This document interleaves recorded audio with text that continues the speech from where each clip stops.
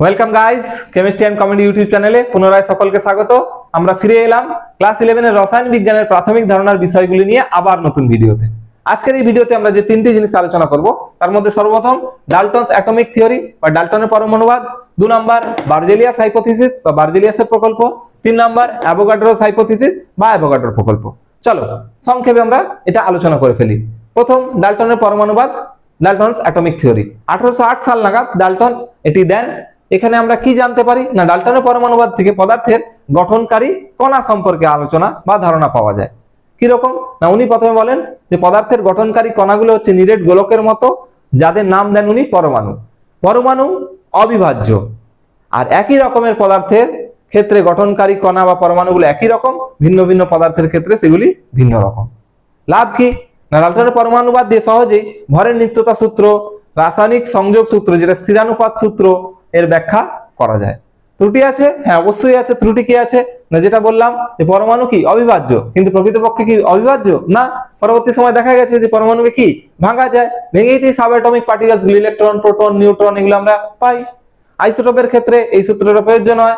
আর কি না, বিভিন্ন নিউক্লিয় বিক্রিয়ার ক্ষেত্রে এটা হবে না। তখন দেখি কি পরমাণুকে ভাঙা যায়, নতুন পরমাণুর উৎপত্তি হয়, শক্তির উৎপত্তি হয়, এক পরমাণু থেকে আরেক পরমাণু তৈরি হচ্ছে, তখন এই পরমাণুবাদটা ফেলিয়ার হয়ে যায়।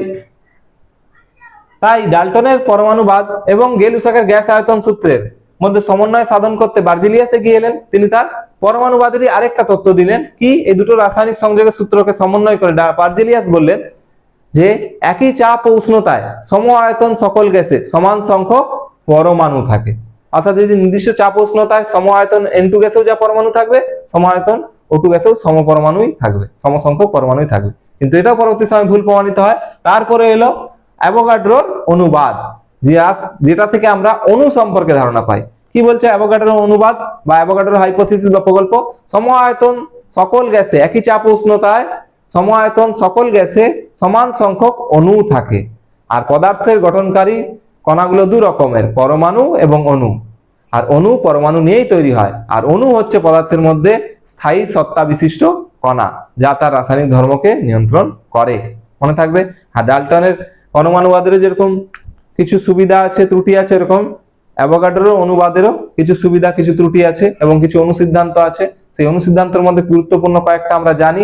কোনো গ্যাসের আণবিক ওজন তার বাষ্প ঘনত্বের দ্বিগুণ, এসটিপিতে মোলার ভরের কোনো গ্যাসের আয়তন 22.4 লিটার, আর নিষ্ক্রিয় গ্যাসগুলো ছাড়া বেশিরভাগই মৌলিক গ্যাসগুলো দ্বিপরমাণু।